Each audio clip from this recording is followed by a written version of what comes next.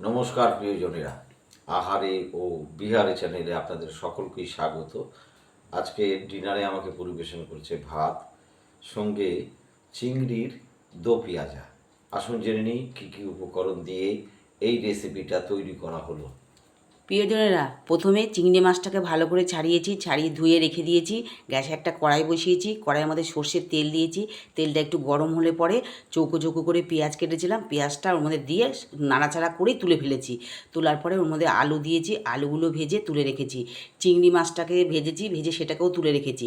তারপর আরেকটু তেল দিয়েছি, তেল দিয়ে ওর মধ্যে গোটা গরম মশলা, তেজপাতা ফোড়ন দিয়েছি। ফোড়ন দিয়ে পেঁয়াজ কুচি দিয়েছি ওর মধ্যে। পেঁয়াজ কুচিটা যখন লাল লাল হয়ে গেল তখন আলুগুলো ওর মধ্যে দিয়ে দিলাম। দেওয়ার পরে আদা বাটা, রসুন বাটা, পেঁয়াজ বাটা, ধনে গুঁড়ো, জিরে গুঁড়ো, টমেটো, কাঁচা লঙ্কা, সামান্য একটু জল আর লাল লঙ্কার গুঁড়ো দিয়েছি। দিয়ে ভালো করে ওটাকে কষিয়েছি। যখন মশলা থেকে তেল ছেড়ে গেল তখন ওর মধ্যে চিংড়ি মাছটাও দিয়ে দিলাম। দিয়ে ভালো করে আড়া একটু নাড়াচাড়া করে জল দিয়ে ঢেকে দিয়েছি। ঢাকার পরে কিছুক্ষণ বাদে ঢাকনা তুললাম। ঢাকনা তুলে দেখলাম আলু সেদ্ধ হয়ে গেছে, ঝোলটাও ঘন হয়ে গেছে।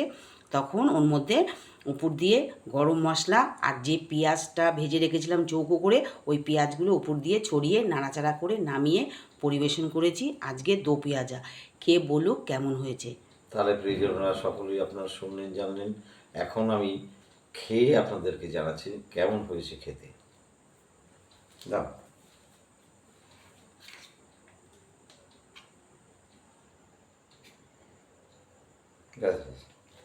ঠিক আছে প্রিয়জনেরা, আমি একটু ভাত সহযোগে এটাকে মেখে সুন্দর করে খেয়ে জানাচ্ছি।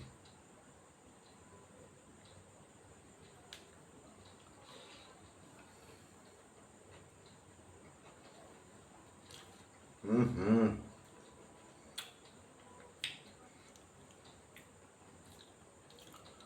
একেবারে কি বলবো আপনাদেরকে প্রিয়জনেরা, দুর্দান্ত খেতে। এক কথায় এর এই খাবারের টেস্টের কোনো রকম তুলনা চলে না। যাই হোক, আপনারা এইভাবে বাড়িতে তৈরি করুন, সকলকে খাইয়ে আমাদেরকে কমেন্টে জানান কেমন হলো খেতে।